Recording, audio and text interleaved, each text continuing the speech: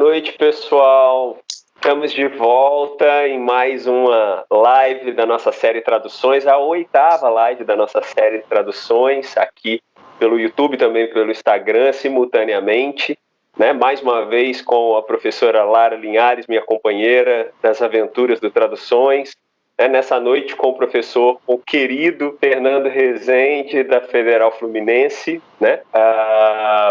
Como sempre, antes da gente começar a conversar, né, eu vou lembrar que nós temos 1 hora apenas no Instagram. Nós estamos no Instagram e no YouTube ao mesmo tempo. Então, quando estiver pertinho, chegando 1 hora, a gente dá o aviso. Quem estiver acompanhando aí pelo Instagram pode migrar para o YouTube para ouvir a finalização da nossa conversa. A gente tem sempre passado um pouquinho de 1 hora, né? As melhores perguntas ficam para o final. Então, segue lá para o YouTube para ver a gente, aproveita para se inscrever, enfim, né? Pode seguir para continuar o papo. Quem quiser enviar pergunta, tanto pelo Instagram quanto pelo YouTube, pode enviar pergunta, tendo a possibilidade, o tempo, a gente tem atendido a quase todas, né? A gente tem conseguido atender a todas, na verdade. E eu acho que é isso. Uma boa noite, vamos começar a nossa conversa. Fernando, nosso querido parceiro de hoje, Fernando Rezende, é professor do curso de Estudos de Mídia e do programa de pós-graduação em Comunicação da Universidade Federal Fluminense, da UF, professor da Cátedra João Guimarães Rosa de Estudos Culturais da Comunicação no Brasil, doutor em Ciências da Comunicação pela Universidade de São Paulo, pós-doutor na School of Oriental and African Studies e coordenador do Travessia, Centro de Estudos e Pesquisa do Sul Global, e do LAM, Laboratório de Experimentação e Pesquisa de Narrativas da Mídia. Boa noite, Lara. Boa noite, Fernando. Boa noite, Evandro, querido. Boa noite, Lara. Prazer estar aqui com vocês, viu? O pessoal que está todo aí também. Muito bom. Boa noite, Evandro. Boa noite, Fernando. Uma alegria ter você aqui com a gente. Você sabe que a gente tem um carinho muito grande por você. Nós somos admiradores das suas pesquisas. Muito.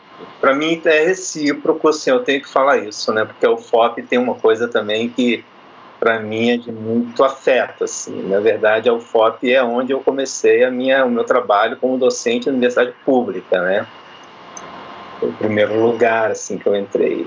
E fui o primeiro professor da comunicação na UFOP, hein? Olha só que coisa. Que bom, que bom. Isso sempre. Então, está sendo bem cuidado, está sendo bem cuidado o curso de jornalismo. É um prazer também por isso. Fernando, a gente sempre começa perguntando para quem a gente, com quem a gente conversa, né? Com quem a gente se encontra nesse espaço, por onde que o olhar está voltado nesse momento, né, em termos de interesse de pesquisa. O que você tem observado em termos de jornalismo e narrativa que tem sido visibilizado no contexto contemporâneo? O que tem te interessado em termos de pesquisa? Olha só, eu tive, na verdade, para poder responder essa pergunta sua, acho que eu tenho que fazer um pouco um retrocesso, assim, né? Porque eu tive um momento até 2014, digamos assim, né, de muita reflexão sobre narrativa, sobre jornalismo e a questão da alteridade, né? Eu falava sempre que eu tinha ali uma tríade que estava me acompanhando, que era a questão da narrativa, da cultura e da alteridade, né? Digamos que isso sempre foi uma questão que me interessou, tanto na tese de doutorado, de alguma maneira também lá no mestrado já aparecia. Só que essa tríade ela foi ganhando, de certa maneira, uma materialidade na medida em que eu comecei a trabalhar com a questão do território e com a questão de uma geografia que, na verdade, cada vez mais foi aparecendo para mim como algo que não se conformava, digamos, no sentido estrito do termo, numa certa divisão entre sul e norte, oriente e ocidente. Depois a gente pode falar disso com mais cuidado, de como passei por isso também, tá? Então, estou dizendo isso para, de certa forma, marcar um pouco esse momento atual, dizendo que eu continuo preocupado com a questão dessas relações entre os vários sujeitos que estão presentes na narrativa, se a gente quiser colocar dessa forma. Então não se trata só de uma questão de pensar o eu e o outro, né? Não é uma perspectiva de uma alteridade, digamos, simples nesse sentido, né? Mas de alteridades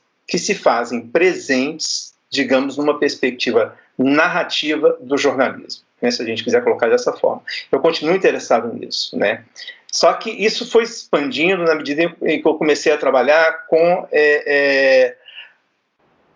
o modo como o jornalismo trazia para nós, do ponto de vista de uma representação, mas também do ponto de vista de uma mediação, conflitos que colocavam em questão esses sujeitos que estariam também, eu estou usando sempre esse termo, porque na verdade são formas que a gente os vê, né, estariam apartados. Então, assim, esses conflitos, por exemplo, entre Brasil e África, conflitos entre Brasil e Oriente Médio.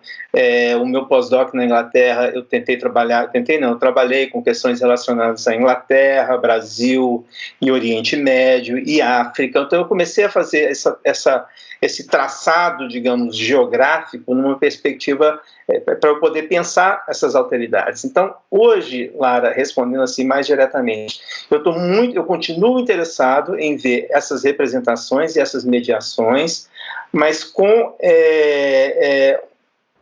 um olhar, talvez, para mim, pelo menos, mais detido numa problemática que é uma problemática da representação do poder e do modo como o jornalismo, enquanto instituição, digamos assim, né, eu estou falando aqui de uma instituição jornalística, lida com essa dinâmica do poder, né?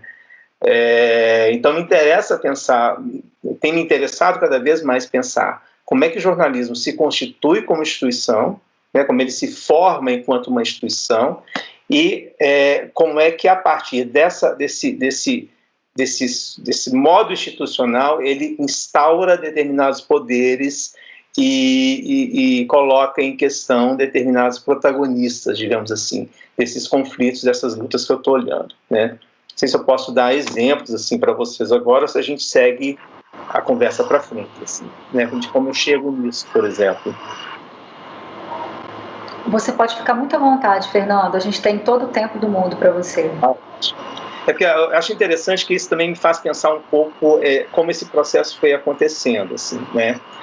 Eu me deparei em 2010, 2011, se eu não me engano, eu me deparei com eu fui a um seminário aqui no Rio de Janeiro, né, no museu, na Biblioteca Nacional, e nesse seminário a gente foi apresentado a um livro de um iraquiano, um imã iraquiano, que chegou no Brasil em 1865. Ele veio por engano, ele desce no Brasil por engano, né, um desvio de rota, ele chega no Brasil, ele sai da Turquia, ele chega no Brasil e ele produz um relato, que a gente vai chamar depois de um relato de viagem, né? Esse livro estava sendo traduzido para o português na época, 2010, 2011, e esse livro ele dizia, entre as várias entradas que ele trazia para a gente como um problema em relação à alteridade, ele trazia ali uma questão muito forte em relação à presença dos afro-muçulmanos no Brasil. E eu vinha já desde muito tempo trabalhando com essa questão do Oriente Médio, de certa forma tentando entender um pouco a representação dos muçulmanos, desde o meu doutorado, e eu só descobri isso depois, é muito curioso, mas desde o meu doutorado eu já trabalhava com narrativas do Oriente Médio, né? Eu trabalhava com guerra do Afeganistão, trabalhei com guerra do Iraque, eu só fui entender isso depois, tá, gente? Eu só fui entender que eu estava fazendo isso lá atrás depois. Quando eu me deparo em 2010 com esse relato de viagem, que era impressionante, eu não sei se eu vou me lembrar do título do livro agora, é lindíssimo, assim, tudo que é espantoso, é o olhar do estrangeiro sobre tudo que é espantoso e maravilhoso. Esse é o título desse relato de viagem. Lendo esse relato, eu comecei a perceber que ele trazia, naquela narrativa, ele trazia uma problemática que era de um conflito que teria acontecido em Salvador, em 1835, né? Esse imã iraquiano, ele descrevia os passeios dele pelas ruas do Rio de Janeiro. Ele morou um ano no Rio, um ano em Recife, um ano em Salvador. E ele começou a trazer, através do seu relato de viagem, das suas impressões, ele começou a trazer uma memória de algo que teria acontecido em 1835. A partir daí, eu comecei a trabalhar com essa representação desse conflito que aconteceu na Bahia, que foi a rebelião dos Malês, né? Algo que eu até então tinha tido muito pouco acesso, conhecia muito pouco, né? A nossa história, na verdade, ela contou muito pouco essa história, né? E eu comecei a investigar essa luta, né? Essa luta dos Malês, nos jornais do Brasil, no século XIX, e comecei também a trabalhar com um pedaço do século XX. Eu me interessei naquela época, isso foi 2000 e pouco antes de eu ir para a Inglaterra, 2012 talvez. Eu comecei a ver como é que os jornais contavam essa história. Na verdade, eu estava interessado em saber que história os jornais estavam contando, na época, sobre o conflito que teria acontecido na Bahia. E comecei, então, a trabalhar numa análise que passava pela questão da história mesmo, da história como disciplina, né? O que a história conta sobre esse conflito e o que a mídia impressa contava sobre esse conflito. Eu comecei a balizar, comecei a comparar e fui chegando naquilo que a gente até hoje sabe em vários outros conflitos, enfim, a gente tem sempre discutido isso também de outras formas, em outros lugares, numa certa representação muito fechada, muito estereotipada do que teria sido aquela luta, né? Na verdade, os jornais do século XIX, mas especificamente esses jornais do início do século XX, nessa época, eles estavam fazendo nada mais, nada menos que dizendo que os escravizados, na verdade, eles estavam lutando não pelo problema que viviam, mas seria ali, hipoteticamente, uma luta religiosa. Assim. É isso, basicamente, que os jornais vão trazer naquela época. Daí eu comecei a me interessar, por essa história, e comecei a me perguntar como é que na Inglaterra, pensando nessa questão geopolítica, como é que essa história aparecia na Inglaterra, ou seja, como é que os jornais ingleses falavam desse conflito dos Malês que tinha acontecido no Brasil. Fui para a Inglaterra fazer essa pesquisa, né? Aquilo que eu tinha feito aqui, eu fui fazer na Inglaterra. Eu queria saber como que os jornais ingleses tratavam aquele conflito que aconteceu na Bahia. E foi quando, eu estou contando isso tudo, porque isso foi quando abriu para mim uma possibilidade de pensar uma questão geopolítica que não se dava numa perspectiva exclusivamente física. Nós não estávamos falando de um problema que dizia respeito a um país do hemisfério sul, ou a uma outra coisa que seria uma localidade no hemisfério norte, por exemplo, como a Inglaterra. O que eu vou descobrir na Inglaterra é que aqueles jornais eles fazem a mesma coisa que os jornais brasileiros. Eles estão também categorizando e dizendo da luta dos escravizados como uma luta religiosa, pedindo cuidado, praticamente dizendo que eram selvagens, enfim, tem toda uma história de uma estereotipia que também vai ser construída na Inglaterra. Nesse momento eu começo a entender que havia ali alguma coisa que se apresentava para mim que dizia respeito a esse jogo de poder que estava colocado frente a uma dimensão geográfica que então passava a ser, do meu ponto de vista, uma problemática que era geopolítica. Nós estávamos ali falando de uma representação e de uma mediação que se dava a partir dos interesses, que eram os interesses políticos e econômicos que estavam acontecendo na época. Dito de uma outra maneira, a Inglaterra e o Brasil, eles eram aliados, eles se tornavam aliados nesse jogo, nessa produção de narrativa, e o outro, aquele de quem falavam, que eram os africanos escravizados, seguia sendo essa alteridade absoluta. Então eu invertia essa lógica de norte e sul, pensando que onde é que o Brasil se encontra com a Inglaterra do ponto de vista do interesse. Aí tem toda uma questão histórica da época, como é que Portugal também trabalhava, fazia essa ponte, Então, esse jogo que essa pesquisa cria para mim é que me coloca adiante, pensando que, na verdade, o jornalismo, e aí eu estou falando isso em linhas gerais, assim, O jornalismo, como a gente sempre soube, trabalha a partir dos interesses que são interesses políticos, econômicos, culturais, etc. e tal. Mas os interesses políticos e econômicos, eles prevalecem, e a questão da produção de sentidos, ela está totalmente atrelada a isso. Ou seja, a questão do território, ela é uma problemática política muito mais do que qualquer outra coisa. Ela é de natureza política, e toda a representação que a gente vai encontrar no jornalismo a partir desse conflito, e depois eu vou ver com relação à Palestina, enfim, com outros conflitos que eu também vou trabalhar nesse processo, isso se repete, né? Isso se repete. A gente está trabalhando ali numa disputa de poder. A disputa de sentidos, ela é a disputa de poder, né? Não sei se eu, enfim, consigo esclarecer um pouco em termos de exemplos. Ok. Sim. E enquanto você diz isso, Fernando, eu fico pensando muito. Tem um livro que me agrada bastante, eu sempre recorro a ele, vira e mexe, que é um livro chamado Jornalismo e Desinformação, do professor Leão Serva, da USP.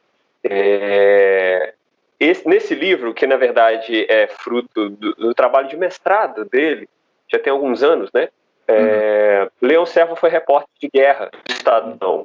Ele acompanhou muitos conflitos mundo afora, né? Ele acompanhou, um desses conflitos foi, em determinado momento, na região dos Balcãs, né? E aí foi a partir dessa experiência dele que ele faz esse trabalho, né?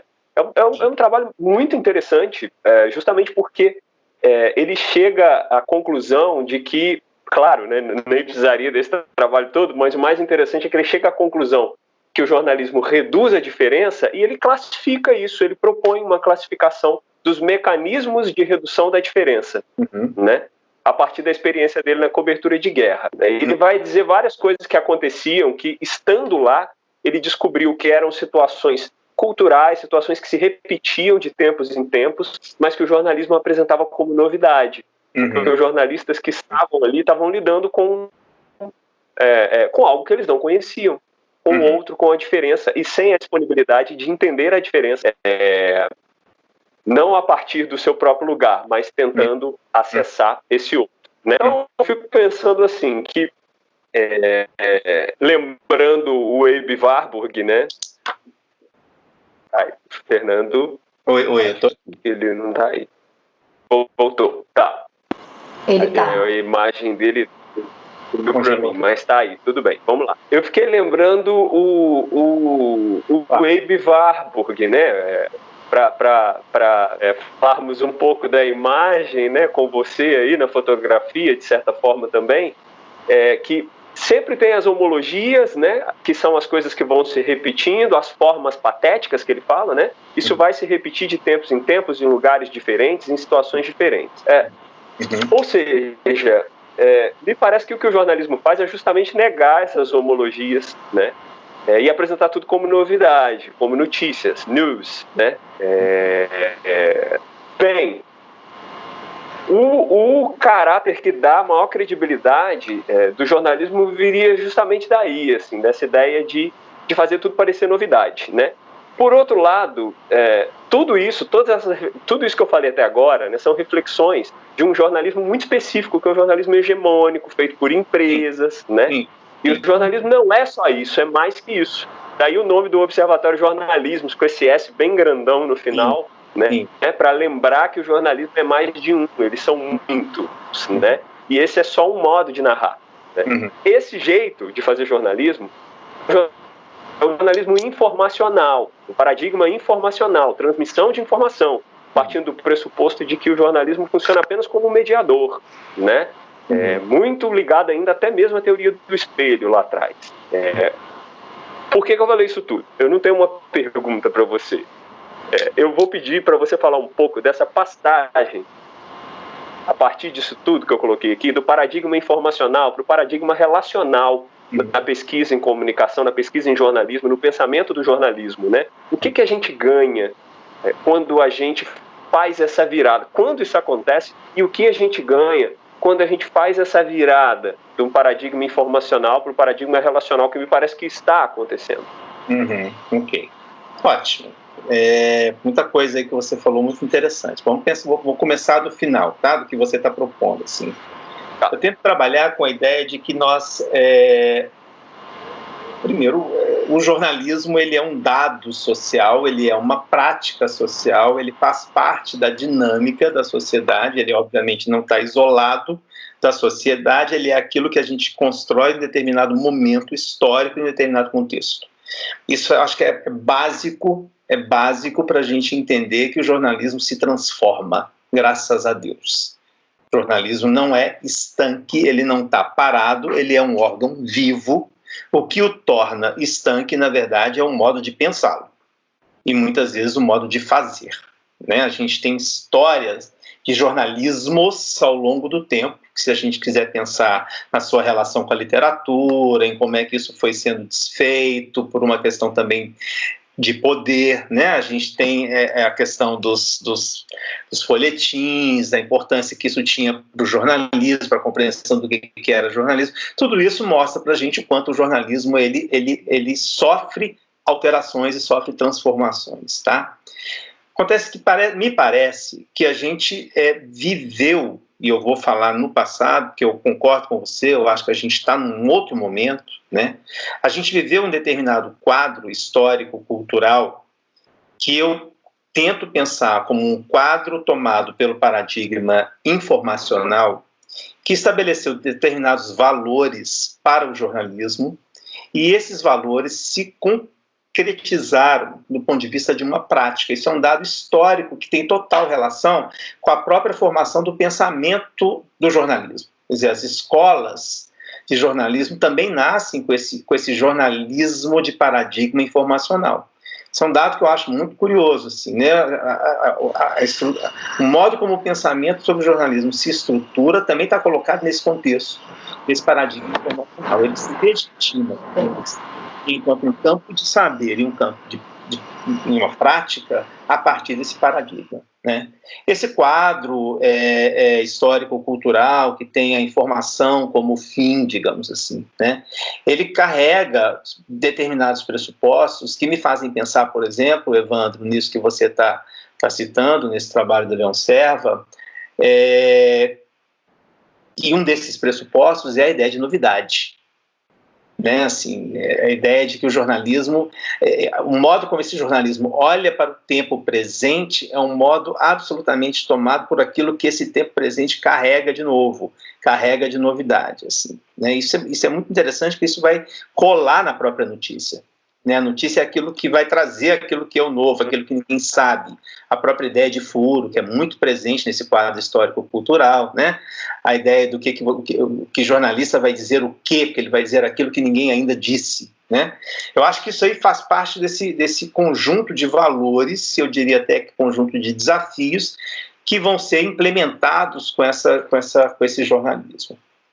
Acontece que final do século XX, eu acho que já nos anos 90, a gente começa a ter um acesso à tecnologia que vai se exacerbando, ela se torna muito preponderante em termos de recurso tecnológico, a gente passa a ter mais condições de uso de uma tecnologia, né? Isso é também muito radical. Eu sou formado nos anos 80, final dos anos 80, a gente ou era jornalista de impresso, ou era de rádio, ou era de TV, né? Ou era fotógrafo.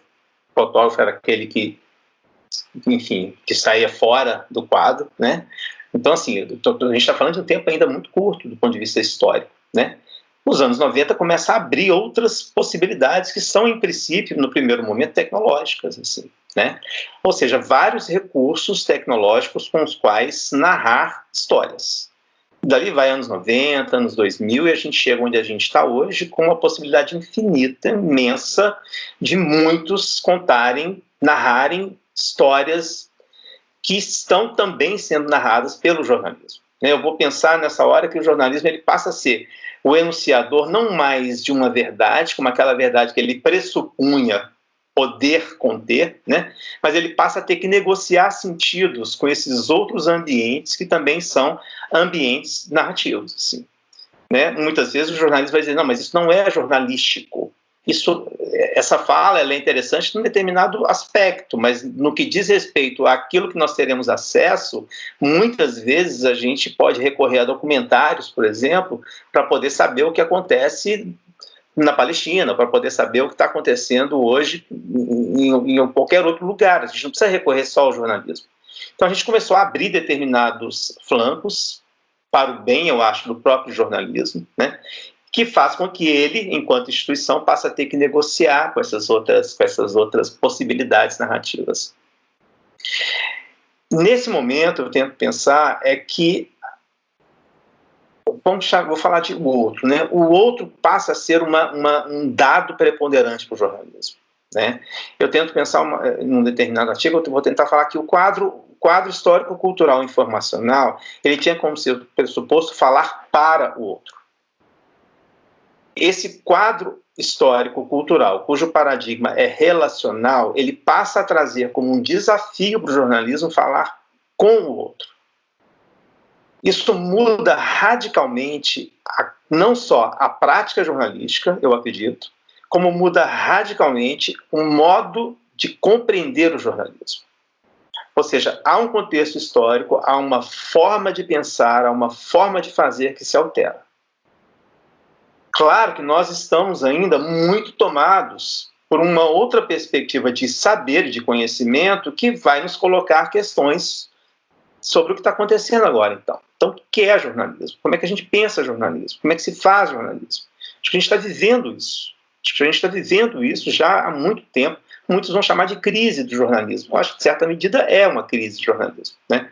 E eu acho que isso é bom, eu acho que isso é positivo, né? Então, essa passagem do informacional para o relacional, eu acho que ele abre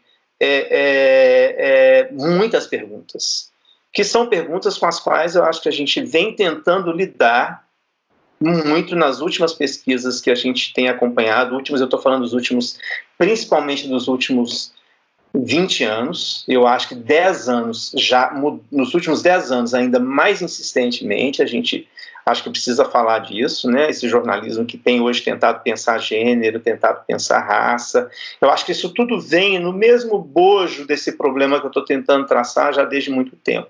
Esse jornalismo de paradigma relacional, ele vai colocar perguntas para a gente que nós não tínhamos. Assim, eu não tinha essas questões quando eu sentava no banco da universidade nos anos 80. Isso não era uma questão.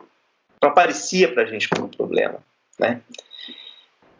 Eu acho também que um outro dado que é interessante da gente pensar nessa passagem do informacional para o relacional é como a própria narrativa ganha um lugar de preponderância. A narrativa enquanto um campo de estudo, a narrativa enquanto um lugar de conhecimento, a narrativa enquanto um modo de fazer jornalismo, também ganha relevância nessa passagem de um quadro histórico-cultural, cujo paradigma é informacional, para esse que eu estou chamando de relacional. Também acho que eu pelo menos, né, anos 80, anos 90, a gente não pensava em narrativa. Narrativa era um problema da literatura.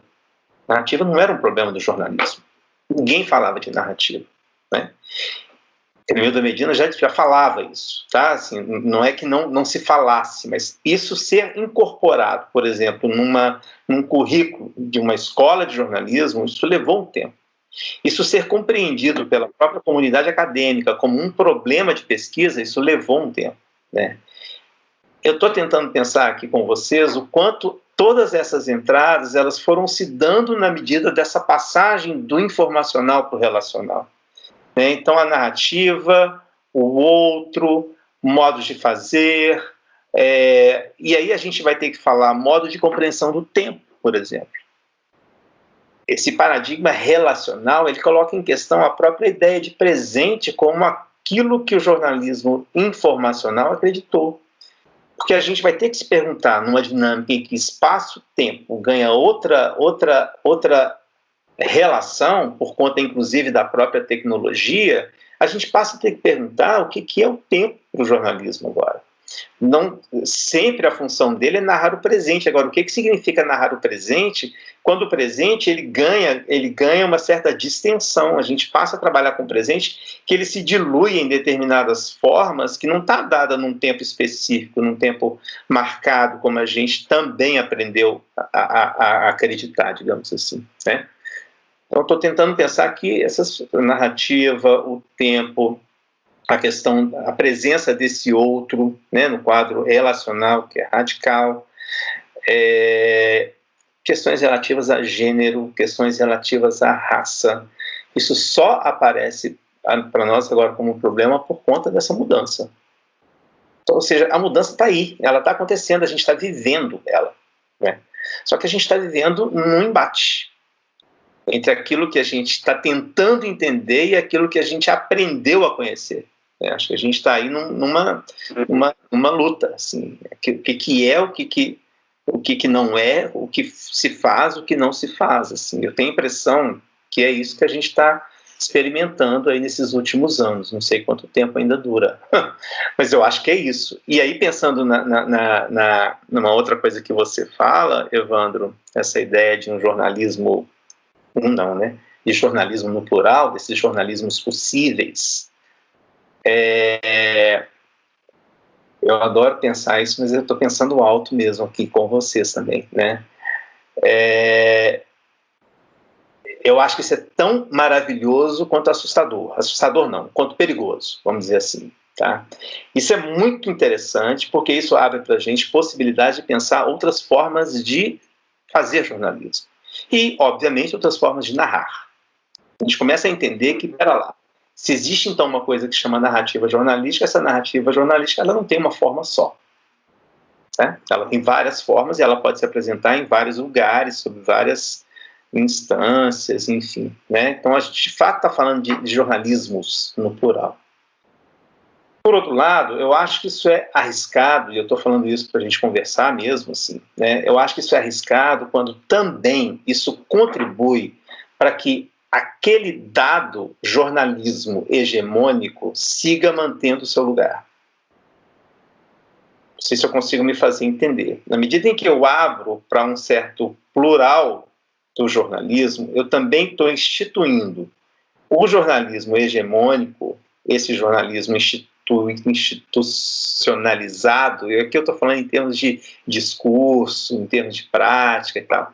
Me parece que, às vezes, ele segue muito firme no seu lugar e a gente se referendando a ele, muitas vezes, para poder discutir o que seriam esses outros jornalismos. Esses outros jornalismos estariam, eu estou colocando nesses termos, porque acho que essa é uma conversa que tem me interessado muito, talvez falando um pouco mais, respondendo um pouco mais a sua pergunta, Lara, tem me interessado muito pensar isso também. Né? Como é que isso pode ser um tiro que sai pela culatra. Assim, eu acho que a gente precisa ficar atento para a gente não referendar esses outros... não nomear esses outros jornalismos, não adjetivá-los de modo a separá-los daquilo que a gente tem brigado, daquilo que a gente está tentando fazer uma crítica. Né?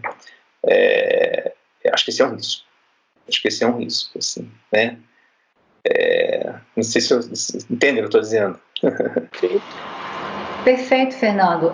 Até porque se a gente faz proliferar o plural somente na margem, né, a gente está proliferando alternativas e mantendo o status quo. E não é isso que a gente quer, né?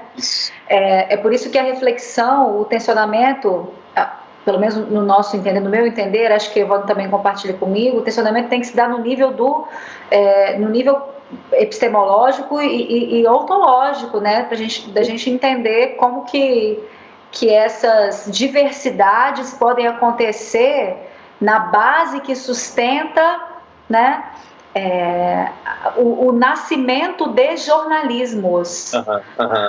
Perfeito. Eu acho que é exatamente isso, Lara, assim, porque aí a gente fica com um desafio de pensar da perspectiva do que é o jornalismo como um todo, assim, né? Se a gente quiser pensar, por exemplo, jornalismo é a narração do presente, uma história é a narração do passado, se a gente quiser colocar nesses termos. O jornalismo, enquanto narração do presente, ele comporta muitas formas, muitas possibilidades, né?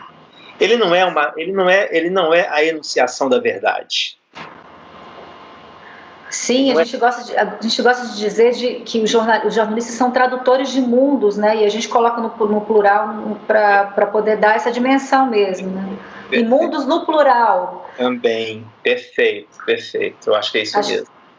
E acho que isso também traz um pouco de uma reflexão que te interessa muito também, que eu sei e nos interessa também, que é a perspectiva do encontro, né? Num sentido amplo.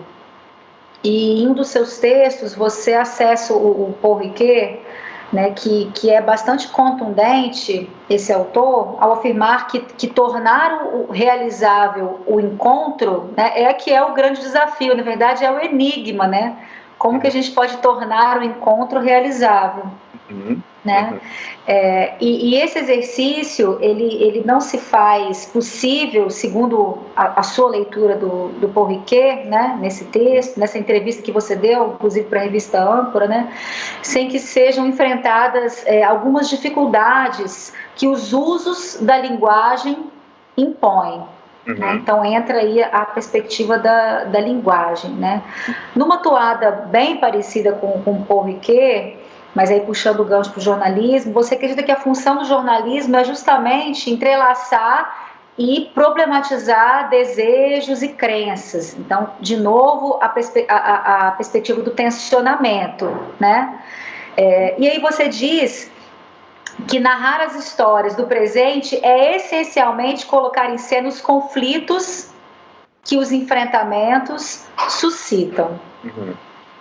Bom, a gente sabe que a narrativa jornalística, nos moldes hegemônicos, tanto no que diz respeito ao pensar hegemônico sobre, né, tanto no que diz respeito ao fazer, à prática hegemônica, né, ela promove reduções em termos de linguagem, como a gente já conversou aqui no início da conversa, né? A partir de uma série de convenções e padrões, né?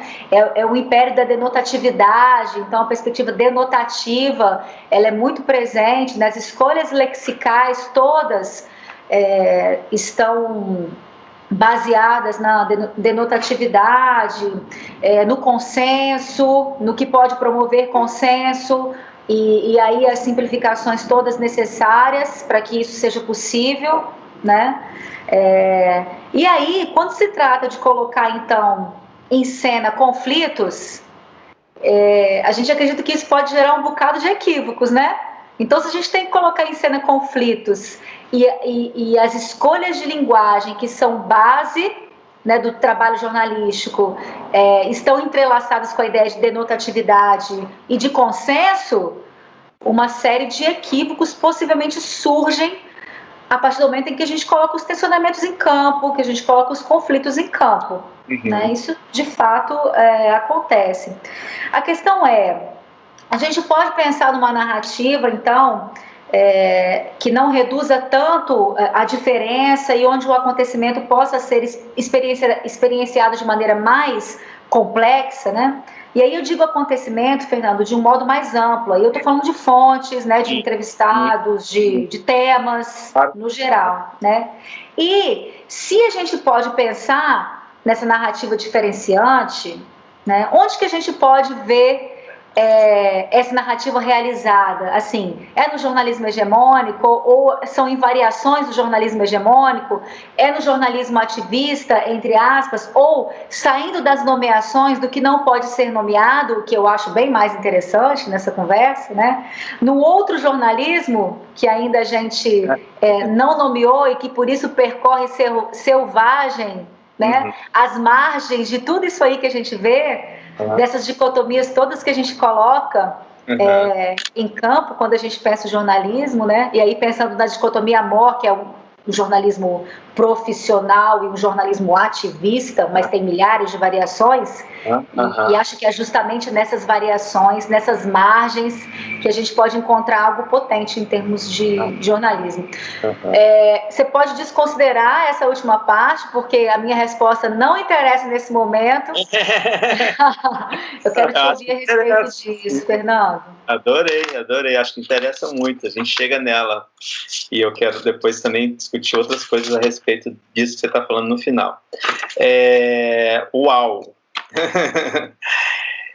Eu queria pensar assim, essa ideia dos encontros, ela me interessa logo lá no início, assim, da minha pesquisa mesmo. Eu acho que na tese eu fazia isso sem...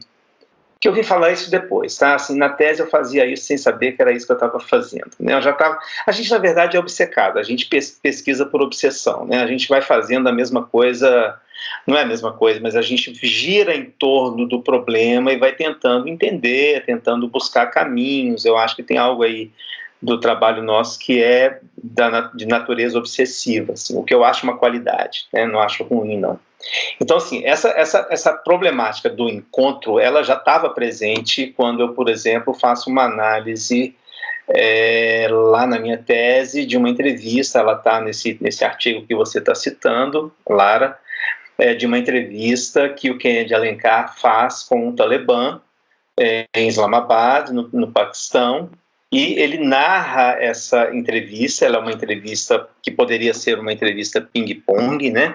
Ele narra essa entrevista. No final dessa entrevista, ele, Kennedy Alencar, jornalista, transcreve a frase, uma fala do seu entrevistado, em que o entrevistado está dizendo assim: olha, isso aqui é uma farsa. Tudo que eu estou te falando aqui não é verdade, porque eu estou aqui, porque eu fui cooptado pela Aliança do Norte, tarará, tarará. Aquilo me chamou muita atenção na época, 2002, porque eu falei, gente, que incrível isso, assim, né? O Kennedy Alencar, ele produz para mim aquilo é uma notícia, uma entrevista, uma reportagem de guerra, é tudo isso, né? Ele conta uma história para nós e ele deixa a gente leitor, saber onde é que aquela história se desfaz. Eu achei aquilo muito curioso, assim, né? E ele faz essa reflexão, ele diz assim, olha, esse personagem poderia ser o personagem ideal do jornalismo se ele fosse isso, se ele fosse aquilo, parará, parará. O fato é que a gente tem acesso a tudo isso chega para nós, leitores, e nós passamos a entender como é que se articula, por exemplo, essa relação, que é uma relação política, naquele espaço específico de guerra, que é a guerra do Afeganistão. Isso me parece muito interessante, olhar para isso lá atrás. Você lembrar esse artigo me lembra esse pedaço, né, essa matéria que eu trago, que ali já estava o meu esforço de pensar o encontro. O encontro, do modo como eu tento pensar, assim, ele tem total relação com essa ideia de que eu, enquanto leitor, me deparo com um fato que é sempre algo que está em construção, ele não é dado. Ele não é determinado, ele está em construção. E aquele jornalista, o Kennedy Alencar, eu acho maravilhoso, porque na época eu perguntei para ele, eu tentei fazer uma entrevista, fiz uma entrevista com ele, perguntei, por que você fez isso? Eu no doutorado, querendo entender qual teoria ele estava usando. Ele falou, nada de teoria. O que eu vi era que, assim, diante daquilo que eu estava experimentando, eu não podia fazer outra coisa. Eu fiz aquilo porque não tinha outro jeito de fazer outra coisa. Aquilo ali era forte demais para poder não falar daquilo, né? Me interessou naquele momento pensar essa narrativa como uma narrativa que suscitava a própria surpresa do jornalista. O jornalista compartilhava comigo aquilo que para ele era algo que ele também descobria naquele momento. Isso eu acho um dado muito interessante para a gente pensar em termos de escritura narrativa, né? E ela é absolutamente contrária à lógica informacional que vai dizer que aquele jornalista precisa ser objetivo, precisa trazer o que é a guerra do Afeganistão, o que está acontecendo, etc. E tal. Veja, uma lógica muito doida, porque na verdade eu acho que o Kennedy Alencar está exatamente trazendo aquilo que é objetivo na guerra do Afeganistão. Como? Desfazendo a própria história do que seria um personagem jornalístico naquela guerra, né? Isso para exemplificar, Lara, um pouco do que eu tentei pensar depois com Riquet. Se há um desejo de comunicar, que ele vai dizer que é o enigma da comunicação. Há também, ele vai dizer, o paradoxo da incomunicabilidade. O fato de que eu deseje comunicar não é garantia de que eu conseguirei. Então a gente tem tanto o enigma quanto o paradoxo instalado no mesmo lugar, né?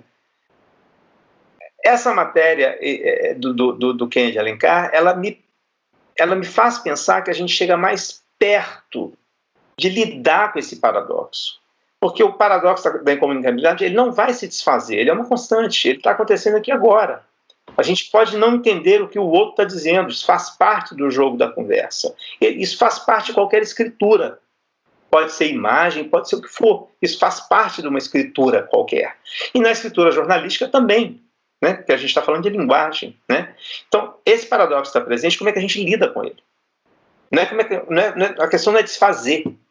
Não dá para desfazer esse paradoxo. Ele é presente, ele faz parte desse jogo. A ideia de que era possível desfazer está lá no paradigma informacional. Limpar os ruídos, produzir uma comunicação limpa. Isso era o esforço de desfazer o paradoxo. O que eu tenho tentado pensar é que é preciso lidar com o paradoxo da incomunicabilidade, né? Por isso que eu acho que eu cheguei um pouco nessa ideia, quando eu vou pensar em conflito, de que todo conflito é, por si só, um processo gerador de conflitos. Não existe um conflito que eu possa tratá-lo de uma maneira tão objetiva como deseja o paradigma informacional. Não existe isso. O que há é um esforço de simplificação. O que há é uma força de verdade que você impõe ao texto. É uma força de verdade imposta ao texto. Mas o conflito, o acontecimento, da maneira como você está pensando, Lara, ele carrega muitas possibilidades, portanto, muitos conflitos, né? Para chegar nisso, eu precisei trabalhar muito com o conflito Israel-Palestina, né? Que é um conflito de longa duração, que coloca isso de uma forma muito clara. A gente tem palestinos que nunca foram à Palestina e são palestinos. A gente tem palestinos que vivem na Palestina e não conseguem sair do lugar que os outros dizem que é Israel. Então, tem ali uma série de elementos que são elementos muito importantes que foram mostrando para mim como é que os conflitos geram conflitos, né? Por isso que eu cheguei mais recentemente a essa ideia de pensar um jornalismo que coloque em evidência esses conflitos. Colocar em evidência esses conflitos seria, de uma maneira simples, dizer que há muitos conflitos acontecendo ao mesmo tempo. Como essa narrativa será construída, obviamente vai depender de qual é a perspectiva que aquele jornalista vai dar para aquela história. Claro que não é toda a narrativa, todo o texto jornalístico que vai ter que dar conta disso tudo. Não, tem hora que é uma informação básica, assim, aconteceu tal coisa, tal dia, tal hora. Não estou falando que tem que ser sempre, mas eu estou dizendo que colocar em cena os conflitos gerados pelo próprio conflito, e aí a gente pode pensar conflito de uma perspectiva muito ampla, não é só Israel-Palestina, é que a gente vive hoje, Covid-19, por exemplo, né? Ele gera muitos outros conflitos, por exemplo, pensar que Covid é um problema médico, é um problema político, é um problema social, é um problema cultural, pronto, a gente já tem um mundo para poder falar, né? Nesse aspecto que eu tenho tentado pensar da importância do jornalismo se haver com isso. De novo, porque eu acredito que o jornalismo informacional ele tentou limpar essa possibilidade. Ele tentou sair dessa trama, que é uma trama, ela é uma trama difícil, assim.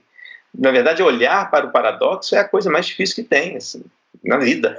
A gente tenta lidar com o que é simples e óbvio, né? Eu estou falando de uma coisa que eu acho que é maior do que isso, assim. Só que a linguagem, e aí eu acho que é um outro dado muito interessante, a linguagem ela é própria do paradoxo. A linguagem como sistema de expressão, ela é própria do paradoxo. A linguagem não existe para ser limpa. Ela existe para ser expressa, ela existe para poder acontecer. Digamos, ela acontece, a linguagem ela acontece, né? se a gente pensar o jornalismo da perspectiva da linguagem, me parece que aí a gente ganha outras possibilidades para poder entender tanto o jornalismo como suas práticas possíveis, práticas narrativas, inclusive, né? Porque eu acho também que esse paradigma, esse jornalismo do paradigma informacional, negligenciou o papel da linguagem. A linguagem como um sistema complexo, um sistema absolutamente conflituoso, ele foi dado para a literatura. Ele deixou lá para a ficção. O jornalismo acreditou, e esse jornalismo de paradigma informacional é isso, ele acreditou que ele poderia estabelecer determinadas técnicas de linguagem, que essas técnicas tornariam possíveis uma comunicação eficiente, limpa, clara, objetiva, todos esses termos que foram sendo atribuídos ao jornalismo como valores do jornalismo, né? Eu tenho a impressão que pensar o jornalismo pelo viés da linguagem, nesses termos que eu estou tentando pensar aqui com vocês, ele produz outras perguntas para nós, ele produz outros problemas. Como é que os nossos cursos são formados, os nossos currículos são formados? Que espaço a gente dá para o aluno trabalhar a própria linguagem, a linguagem do jornalismo? Ele tem aula de jornalismo literário. Ele tem aula de livro-reportagem. Aí ele fica assim, o livro-reportagem está aqui, e aí a informação está aqui, está nesse lugar. A gente vai separando essas coisas, né? A gente caiu no ponto da carochinha e a gente produziu saber também a partir daquela lógica, né? Então, eu acho que tem uma série de questões que abrem para nós e que torna essa ideia de trabalhar com conflitos que geram conflitos muito mais complexo, assim. É muito mais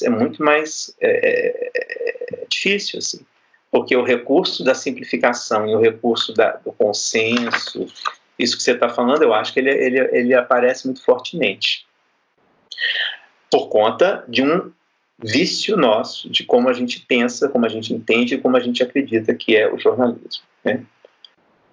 Agora, eu tenho visto essas narrativas em vários lugares. Elas estão presentes em muitos lugares, né? Geralmente nessas margens, que eu acho que você está falando e é muito interessante, geralmente nessas margens. E a gente tem que se perguntar por que margens, né? Por que são margens? Essa é a pergunta de fundo, ela é de caráter epistemológico mesmo, assim, né? Por que são margens, né? Mas ela também está presente nos grandes jornais, assim, tá? Marginalizadas também. Ou marginalizadas porque está no caderno de cultura, marginalizadas porque está num lugar em que não é o mais importante do jornal, marginalizada porque não é política, porque não é economia. Aí a gente vai ter essas categorias que, na verdade, também formatam o que seria o jornalismo, na verdade, né? Mas marginalizadas porque estão em outros veículos, né? Eu me lembro de uma reportagem da Flávia Castro, que está na revista Piauí, e, de novo, sobre uma ida dela à Palestina, né? É incrível, assim, incrível como ela consegue trazer naquela reportagem. Acho que o título da matéria é Entre Duas Narrativas. Olha o nome que ela usa, Entre Duas Narrativas. E ela vai se colocando, essa é uma outra conversa maravilhosa que eu acho que a gente pode ter aí, se vocês quiserem, assim. A maneira como a Flávia Castro se coloca naquela história é absolutamente fundamental para a gente entender que aquele conflito tem muitos conflitos. Ela não precisa falar de todos. Quando ela diz, eu não sei se eu vou conseguir entrar, se eu vou conseguir passar pelo aeroporto de Tel Aviv, eu estou com medo da polícia, eu não sei o que vão me perguntar. Ela começa a colocar questões que vai trazendo para a gente uma outra dimensão daquele problema, daquela disputa territorial, né? A forma como ela se coloca na narrativa me parece fundamental para a gente pensar esses conflitos que estão sendo gerados, né? É um pouco disso que eu tento falar, sabe? Quando eu quero falar de conflitos dentro do conflito, assim, né? Perfeitamente. E Fernando, por favor, porque eu não paro. Não, e no final das contas, a gente está falando de acessar outros pontos de vista, né? Como que a gente pode fazer? No final das contas é isso. Quando a gente tenta traduzir mundos, a gente está tentando fazer um deslocamento de ponto de vista e acho que a grande questão é essa, né? Como a gente faz isso? Desculpa, Evandro. Pode continuar, querido. Ele está congelado. A imagem está congelada. Evandro caiu? Nós tivemos a primeira perda da live hoje. Meninos, alguém tem alguma notícia do Evandro? Vou dar prosseguimento aqui, então, à entrevista. Ou esperamos Evandro? Vamos ver o que aconteceu. Vou continuar, então. O Evandro caiu. Voltou? Já ia emendar outra pergunta aqui, ó. É porque eu já estou super empolgada com tudo isso. Onde eu parei? Conflito que gera conflito. Eu fico pensando muito assim. O que eu pensei? Pensei na antropologia, na relação disso tudo com a antropologia. Primeiro, começando pelo que você fala da linguagem, né? O tempo inteiro tá se referindo ao pensamento sobre a linguagem, né? O que tem essa interface com a antropologia, o encontro, né? Os encontros, a questão de tornar possível os encontros, das não reduções, isso tudo está ligado e a gente pode pensar a partir do viés antropológico também. Sim. Mas quando você fala em conflito que gera conflito, eu penso especificamente em algo que nos interessa bastante aqui no Observatório de Jornalismo, nas pesquisas que Lara faz, que eu faço, que é a ideia das controvérsias, das redes de redes do Bruno Latour, né?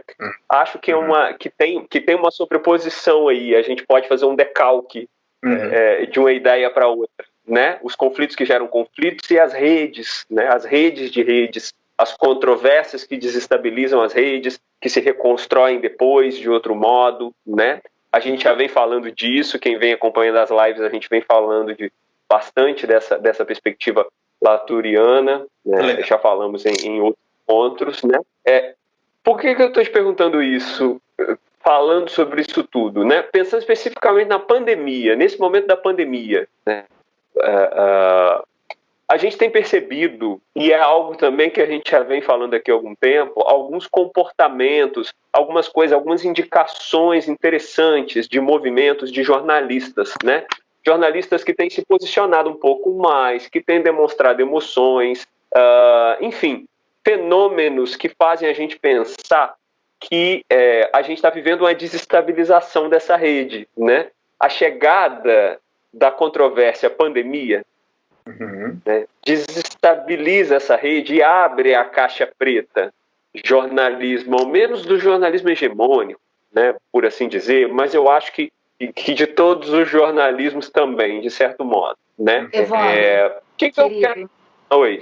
Desculpa te interromper, é que falta 2 minutos para a nossa live do Instagram cair, só para a gente pedir para o pessoal que está acompanhando no Instagram essa transmissão ao vivo para migrar para o YouTube, tá? youtube.com/jornalismos. O link do nosso canal do YouTube está na nossa bio do Instagram, então se você quiser uma facilidade maior, só ir lá, clicar na bio e ir para o YouTube, que a gente vai continuar essa conversa lá no YouTube, ok? Desculpa, ótimo. Pode continuar, querido. Obrigado. Tudo certo. Falando, não é possível. Não, mas tá ótimo. Vamos embora. Então me parece, né, assim, a gente tem a impressão que essa controvérsia abriu a caixa preta, de certa forma, né, nesse momento, e está desestabilizando algumas coisas aí, né, de algum modo está desestabilizando essa rede. Você tem essa percepção também? Você já pensou sobre isso em algum momento? Se não, eu convido você a pensar agora, junto com a gente. Legal, ótimo. Você fala da perspectiva da pandemia, né? Exatamente. Então vou voltar só um pouquinho. Eu acho que não vou falar da antropologia, vamos pensar ponto de vista e controvérsias, assim, tá? Eu concordo totalmente, é isso mesmo que você está dizendo, Lara. Eu acho que tem uma questão que, no fundo, a gente está falando, quando a gente diz dessa ideia do conflito gerando conflitos, é que a gente começa a ter acesso a vários pontos de vista sobre determinado acontecimento, né? O acontecimento ele não é um dado único. O jornalismo tenta absolutizar, digamos assim, para poder explicar, né? Quando a gente parte do princípio que o jornalismo não é o pedagógico, no sentido, ele não tem que explicar o acontecimento, ele vai narrar o acontecimento, a gente começa a abrir esse flanco. E eu estou pensando, junto com vocês, que é exatamente aí que essas controvérsias começam a aparecer.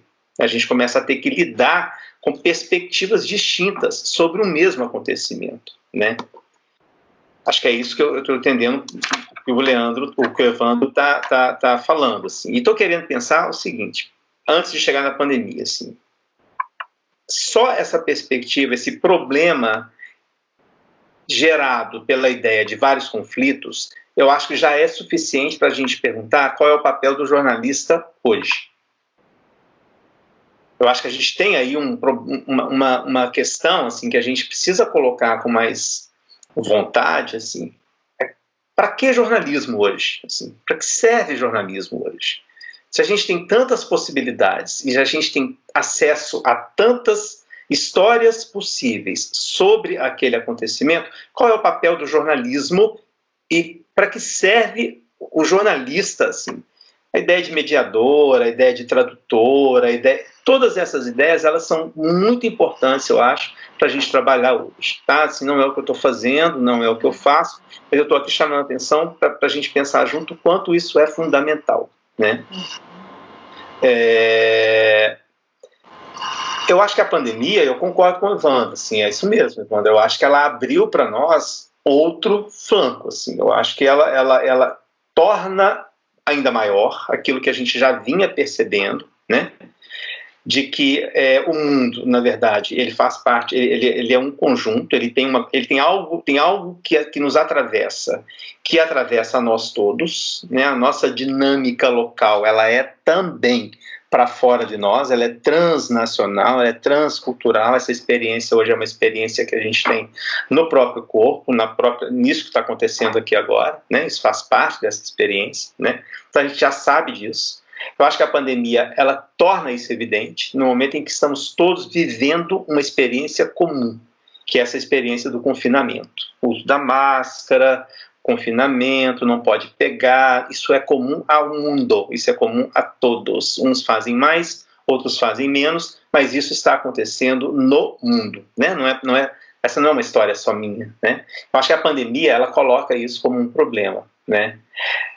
E ela vai trazer junto, e aí tem muito o nosso caso específico de Brasil, assim, né? Ela traz outros problemas, que são problemas de ordem política, problemas de ordem social. Por exemplo, no Brasil, a própria questão da desigualdade, que a gente também já sabe há muito tempo, não é agora que a gente está sabendo disso, mas a pandemia, ela exacerba isso, ela torna isso muito mais evidente, né? O Emicida fala isso de uma forma muito precisa, né? A pandemia não é o vírus que mata, né?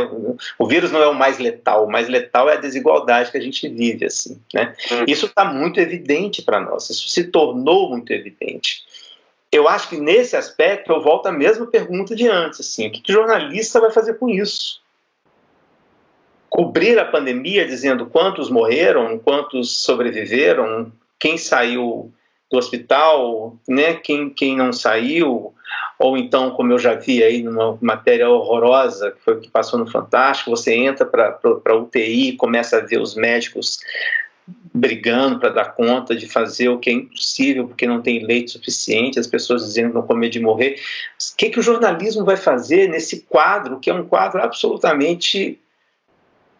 Ele não é só fragmentado, eu acho que talvez seja isso, é um quadro controverso, é um quadro em que as coisas não se assentam, as formas não se assentam, aquilo que a gente entendeu como verdade não cabe no mesmo lugar.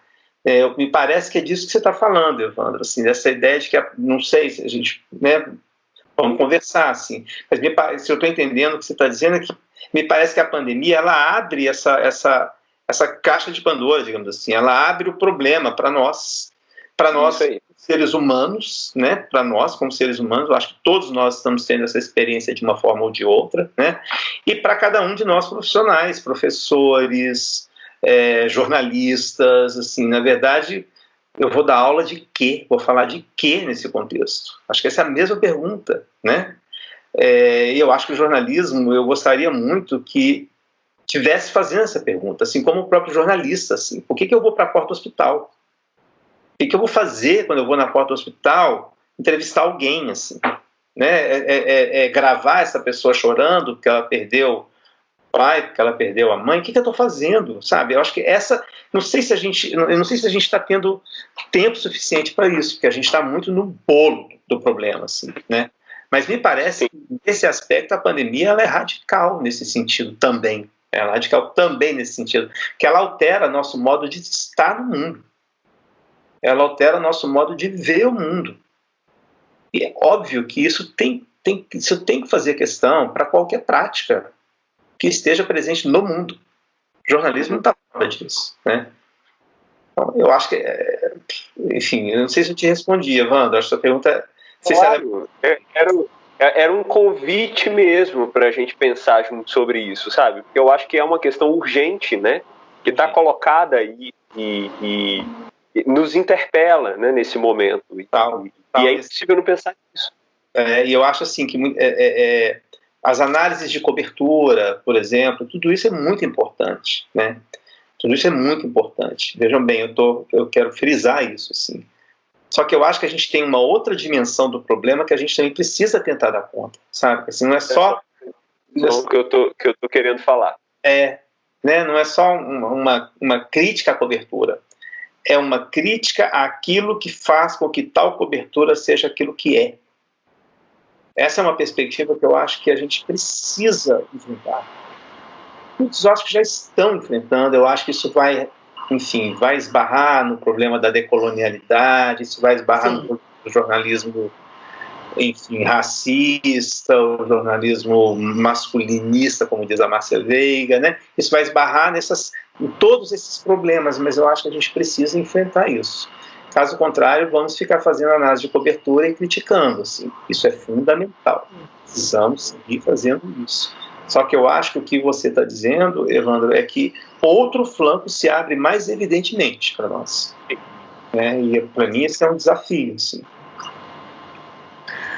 Fernando, ainda na toada então dessa resposta, dessa provocação, né, da gente entender que a gente precisa ir mais fundo, a gente precisa cavar um pouquinho, né, para entender sobre qual terreno que essas práticas são construídas. Sim. E aí entendendo o jornalismo como uma construção, como uma história, que tem uma série de preceitos e princípios, como você fala também em algum momento, que podem e devem ser ressignificados, né? Essa perspectiva está posta aqui e a gente está de acordo com você, né? A gente se preocupa muito no Observatório, em certos jornalismos, né? Que é esse grande projeto que a gente realiza as nossas pesquisas, em reforçar essa necessidade, né? Que a gente precisa entender que terreno é esse, de que ele é formado, qual que é a sua composição, porque as práticas se erguem a partir daí.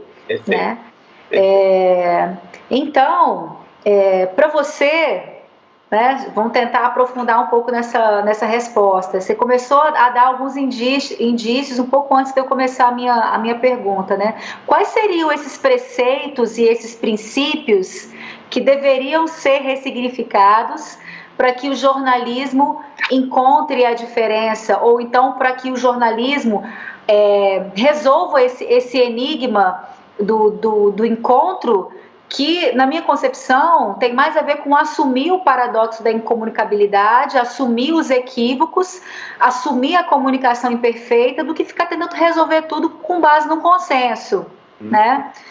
Então, quais seriam esses preceitos e esses princípios que deveriam ou poderiam ser ressignificados para que fosse possível o jornalismo ou os jornalistas, as jornalistas encontrarem de fato o ponto do encontro? Tá bom, tô adorando. Foi difícil, né? Mas vamos lá. primeiro deles que eu acho assim, que é o mais delicado, assim, porque é aquele que o jornalismo se ancorou, né? A ideia de verdade. A ideia de verdade, assim, ela não pode ser tratada como um problema filosófico. E eu acho que o jornalismo se esquiva disso, dizendo que ela é um problema filosófico. Não, ela é um problema de vida. É um problema de vida. Se esquiva. A verdade é uma questão filosófica, a gente não tem nada a ver, né? E acho que aí, pegando a conversa, a proposta do Evandro, assim, a gente está aprendendo hoje, assim, que a pandemia nos coloca nisso, assim. Verdade é o quê? Né? Onde é que o que está acontecendo, assim? Aquilo tudo que eu imaginei, aquilo tudo não é. Essas coisas estão desmoronando, assim. Isso é um trabalho duro, assim, é um desafio, né? Mas pensar assim que a verdade ela é construída, isso para o jornalismo eu acho que seria maravilhoso se a gente conseguisse pensar isso e trabalhar a partir disso. A verdade ela é parte do jogo de poder. Ela é um problema da vida porque ela é parte do jogo de poder. Ela não é um problema filosófico. Ela é um problema da vida. Eu articulo a verdade, eu construo. Foucault já dizia isso, quer dizer, não tem novidade nisso. A questão é como a gente toma isso para o jornalismo e coloca problemas a partir disso, sabe, Lara? Assim, que eu acho que me interessa, eu vejo, vocês fazem isso, você faz isso com o seu trabalho.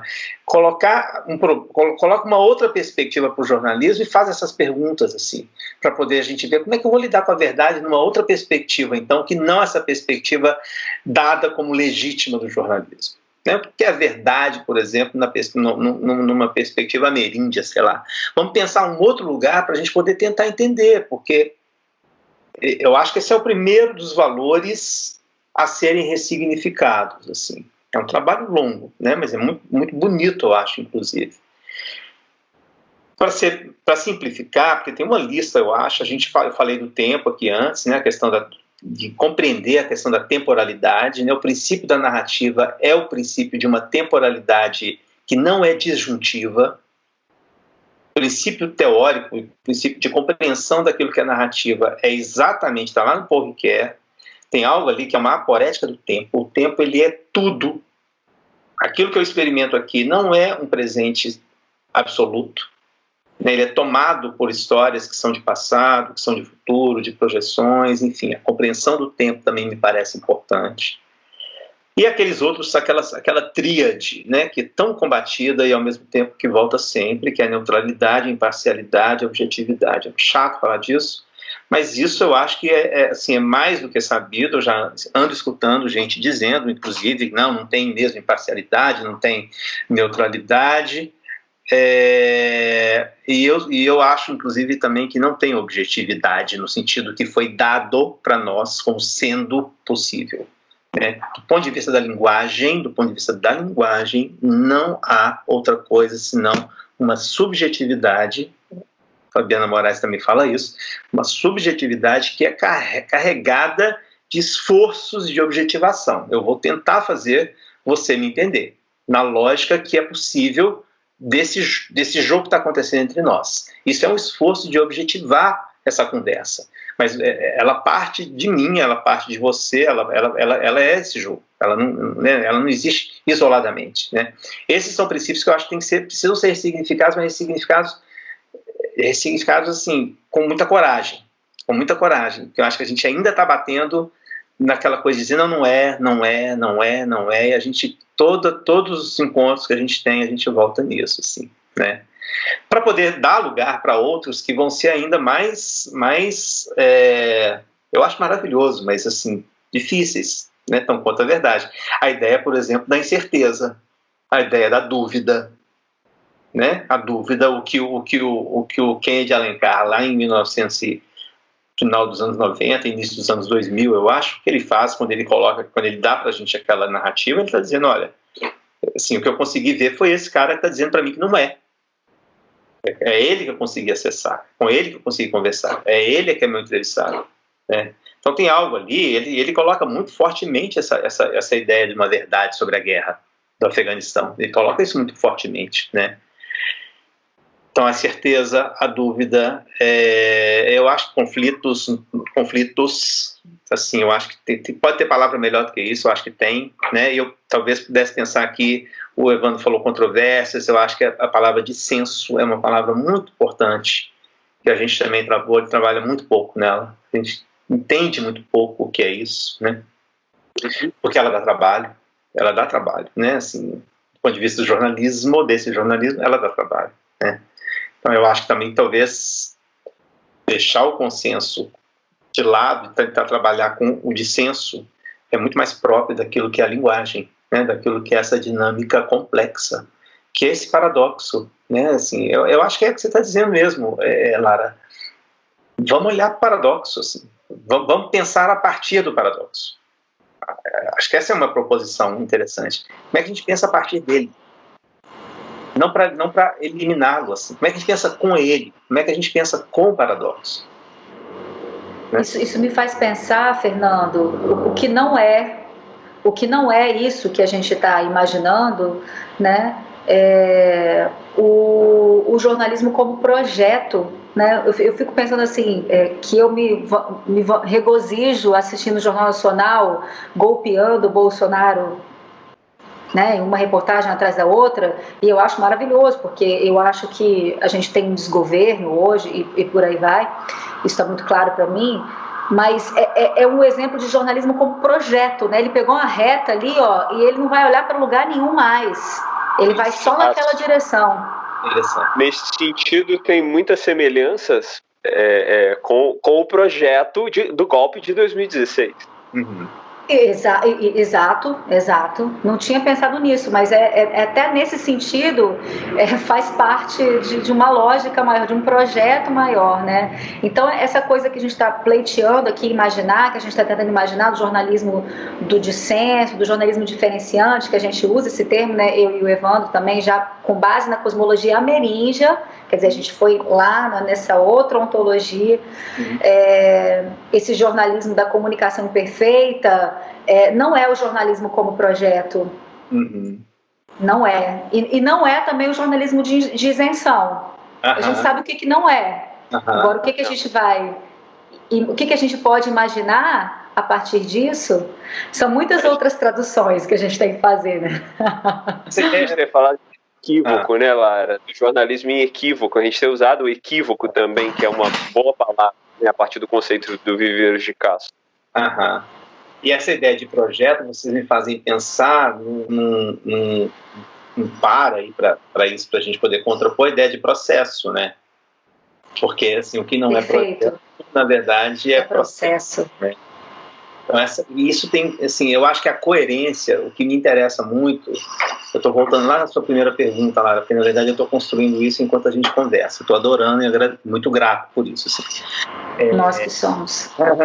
Essa ideia de pensar, de ter essa ideia de ser coerente com aquilo que é a própria atividade da linguagem, ou o próprio gesto de produzir linguagem, me parece algo interessante da gente, de certa forma, recuperar.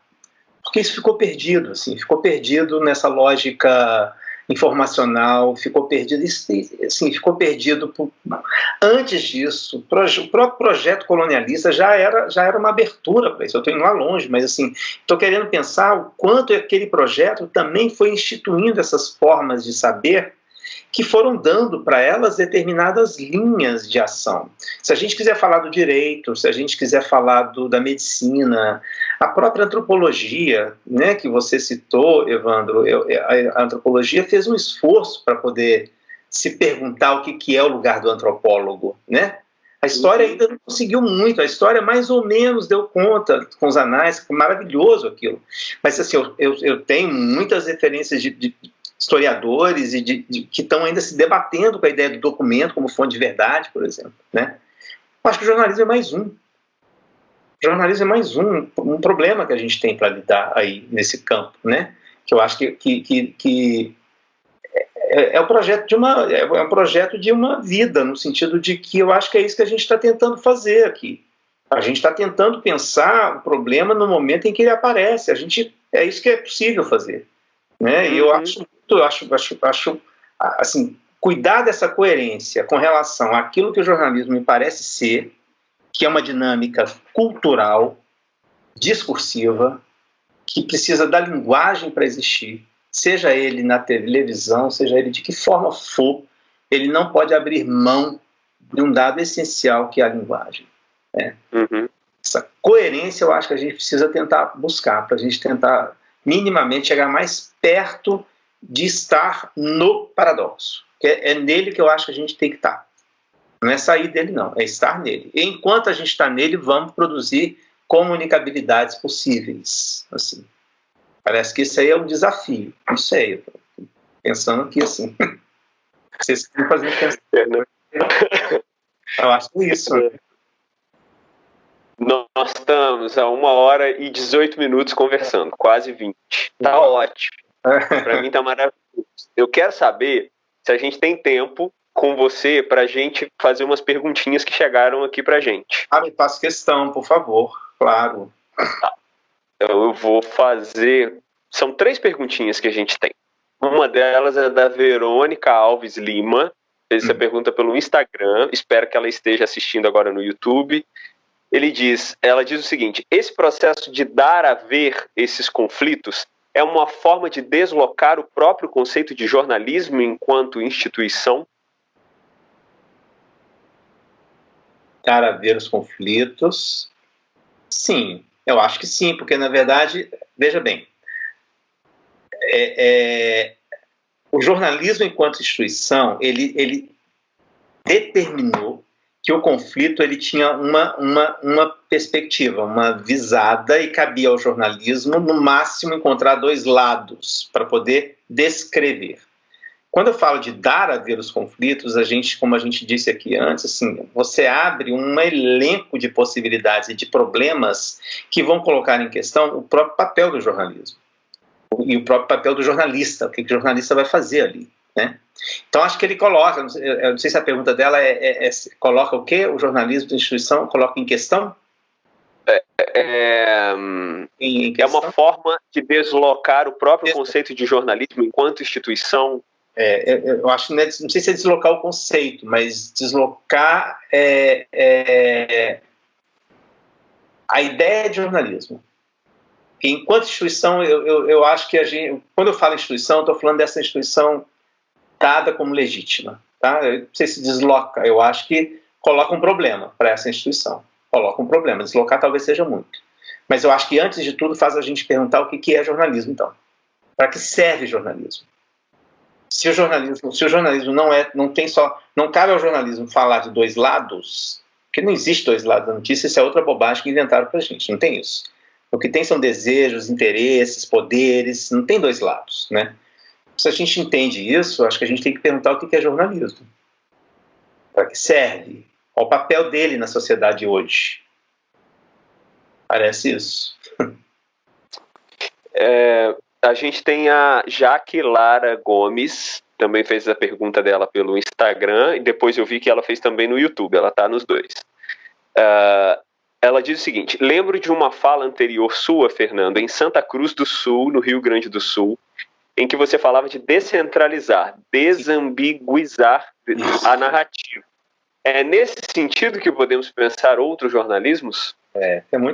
Que bom que ela lembrou. Obrigado, Jaque. É nesse sentido. Falando que a gente é obcecado, né? A gente persegue as mesmas coisas. É isso mesmo que eu estou dizendo. Descentralizar numa perspectiva tem tudo a ver com aquilo que a gente falou aqui sobre as margens, né? Eu fiquei me perguntando e conversando com a Lara, por que são margens, né? Então, assim, descentralizar significa tirar do centro aquilo que foi dado como central para poder colocar outras possibilidades, né? Silvio Almeida fala a mesma coisa com outras palavras em relação ao direito, né? É muito parecido, é muito interessante.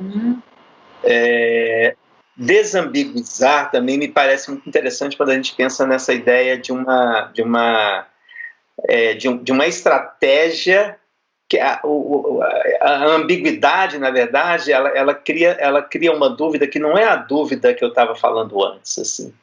a dúvida do que eu não sei o que é, a dúvida do que é.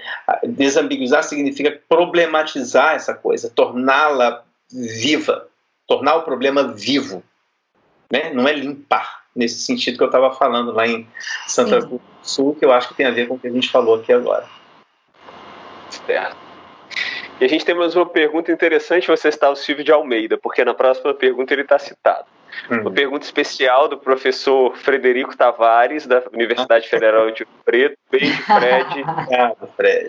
Beijo. Ele diz o seguinte: o Silvio Almeida, no Roda Viva, recente, lembrou que para se combater o racismo, há que se combater o capitalismo / austeridade. Pensar jornalismos no plural nesse sentido não seria pensar numa urgência de resistência frente a essa expressão capitalista do jornalismo? Uma espécie de espelho / reflexo de confronto? É a pergunta do Fred Tavares, tá vendo só? Eu acho maravilhoso, acho que sim, eu acho que é a urgência de pensar o jornalismo eu não sei se o que ele está chamando de confronto é o que eu entendo, tá? Porque essas perguntas também, a gente não olha, não vê a pessoa perguntando, não tem como checar, né? Assim, o que eu estou pensando é o seguinte: o que está no Silvio de Almeida que me interessa hoje é essa ideia de que capitalismo e racismo, não está nele, né? Está em outros autores também. Capitalismo e racismo são absolutamente conjuntos, assim, né? Eles não funcionam separadamente, né? Essa desigualdade, digamos assim, e esse modo segregado que a gente aprendeu a ter na vida, ele é absolutamente constitutivo daquilo que a gente entende que o jornalismo é. O jornalismo, ele cria formas de reiterar aquilo que nós experimentamos na própria vida, que é a ideia de que o outro é aquele apartado de mim. O jornalismo, ele reforça isso, né? Então essa lógica racista, essa lógica que também é homofóbica, essa lógica que enfim, tudo isso que a gente vem criticando, ela é absolutamente atrelada a uma lógica capitalista, a um modo capitalista de se pensar o mundo, de se ver o mundo, né? Me parece que essa discussão ela é muito importante para o jornalismo, porque a gente vai tocar num problema assim, como é que a gente pensa o jornalismo fora disso? Assim, é possível pensar o jornalismo fora desse quadro? É possível que eu diga assim, considerando que esse quadro é um quadro que nos toma de vários lugares, de várias maneiras, como é que a gente vai trabalhar para pensar o jornalismo fora desse conjunto que foi dado para nós como um conjunto possível de existência? Eu acho que é isso que a gente está, de certa maneira, se perguntando. Me parece que isso também é o que o Silvio Almeida, de alguma maneira, também está perguntando quando ele fala, quando ele reforça a ideia do racismo estrutural e quando ele vai dizer que o direito tem esse problema. O direito tem esse problema. O direito, ele é racista. O direito também ele é tomado por esse pensamento, que é um pensamento capitalista, etc. E tal. Então, como é que a gente vai pensar essas práticas e esses saberes tendo mais consciência que a gente tem hoje do quanto elas estão atreladas, do quanto elas estão grudadas ali uma na outra, né? Isso é um grande desafio que eu acho que a gente tem aí para o século XXI, um troço aí que a gente tem para frente. Os meninos que estão vindo com a gente aí é que vão dar conta disso. Acho que a gente só consegue apontar. Acho que a gente consegue apontar o problema. Acho que esses meninos que estão aí, eu confio muito neles, assim. Acho que eles é que vão trazer para a gente essa. Nunca tive tanto aluno querendo pensar jornalismo preto, querendo pensar, já tem a Márcia falando de jornalismo masculino e tudo. Isso tudo é muita novidade para nós. E eu acho que isso daqui a 20 anos, assim, se Deus quiser, a gente vai ter assim, um mundo de outras possibilidades a partir disso, né? Que eu acho que é isso que está no bojo desse problema que o Fred está levantando, eu acho. Esse confronto é isso. Assim. Agora ele usou a palavra resistência, eu não me lembro mais em que sentido, Evandro. Vamos ver aqui a pergunta dele. Uma espécie de... Eu não sei se tem resistência... Tem. Pensar jornalismos no plural nesse sentido não seria pensar numa urgência de resistência frente a essa expressão capitalista do jornalismo? Eu acho que vocês falaram isso de uma forma muito mais interessante. Assim, né? O modo como vocês estão vendo essa ideia de jornalismo, ele é isso mesmo, assim. É dizer, olha, tem muito mais do que aquilo que a gente pensa que é. Existe, tem muito mais a ser descoberto, tem muito mais a ser entendido como jornalismo do que aquilo que a gente pensou que é. Eu acho que é nesse sentido, eu acho que é isso que o Fred está falando. É um gesto absolutamente necessário nesse momento. Só eu acho que a gente precisa cuidar para poder marcar esse lugar, assim. É uma pluralidade que não abre mão de estar num mesmo espaço de luta e de convivência, assim. Não é plural porque um tem mais, né? Não é isso, é o espaço de convivência que é o nosso desafio aí, né? Certo, Fernando, muito obrigado. Terminar com essa fala esperançosa, bonita. Obrigado pela sua presença hoje com a gente. Obrigado a vocês, adorei, beijos. Obrigado a quem esteve aí presente também. Lara. Fernando, obrigada por essa conversa super potente, que promete mais outras conversas pós-live, de outras maneiras possíveis. Imaginemos outras conversas possíveis, para imaginar outros jornalismos possíveis. Sem máscara e com beijinhos. Sem máscara. Encontrando, Muitos abraços. Exatamente. Queria agradecer Evandro também. Por mais essa conversa, né, amigo? Mais uma, né? Parabéns a vocês pela iniciativa, viu? Muito bacana, muito bom. Muito bom. Obrigado, Fê. Agradecer Gabriel também, o Elvis, exatamente, por disponibilizar a infraestrutura técnica para que seja possível essa conversa, para que fosse possível essa conversa e para que seja possível outras conversas do Traduções. Obrigada, meninos. Agradecer também, né, Evandro, a Pró-Reitoria de Pesquisa, Pró-Reitoria de Graduação, né, da Universidade Federal de Ouro Preto, que nos possibilita, em alguma medida, realizar nossas pesquisas, né, ter nossos projetos de ensino atrelado às nossas pesquisas. Então, agradeço muito à Universidade Pública, agradecemos muito à Universidade Pública por essa oportunidade, né? E a gente agradece mais quem, Evandro? A gente agradece sempre o Quintais, o grupo de pesquisa, do qual nós fazemos parte no curso de jornalismo na UFOP, né? O Observatório de Jornalismos, ele desenvolve as suas pesquisas dentro desse grupo, né? Do qual a gente faz parte. Então, um beijo para a Mila, para o Cláudio, para o Saulo, nossos companheiros todos lá do Quintais também, né? O observatório está dentro do Quintais, é isso? O observatório está dentro do Quintais, exatamente. Legal. É o espaço para pensar jornalismos possíveis e impossíveis dentro do Quintais. E a gente agradece também os povos originários todos, né, que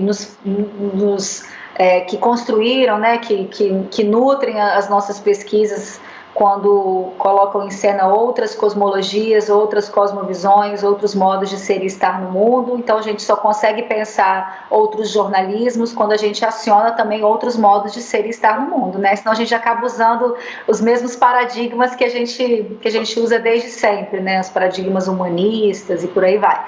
E aí eu já ia emendar numa outra conversa que vocês estão vendo, né? Que aí a gente já vai numa outra entrevista aqui. Essa é outra, né? Lá. Essa é outra coisa. A gente tem que ter traduções Fernando Rezende parte 2, que aí a gente parte para esse outro assunto. Por favor. Isso, exatamente. O retorno. Vamos fazer. Vocês vão para o LAN também. A gente encontra, faz os grupos de pesquisa se encontrarem. Isso, ótimo. Bom? Bem, gente. A gente está, então, essa foi a 8ª live da série Traduções. Nós temos mais 2 nessa primeira temporada. Já adianto aqui para vocês, a gente nas próximas fala sobre isso também, mas nós teremos uma 2ª temporada a partir de setembro, né? Que a gente vai fazer umas pequenas mudanças, mas a gente vai continuar conversando, tentando ter conversas selvagens sobre jornalismos possíveis e impossíveis, né? Então, muito obrigado, Lara, obrigado, Fernando, obrigado a todos. Um beijo para todo mundo. Na próxima terça-feira a gente se vê de novo às 8 da noite. Um beijo. Conversas selvagens sobre jornalismo possíveis e impossíveis. Amei. Beijo. Tchau, tchau. Obrigada, gente. Tchau, tchau.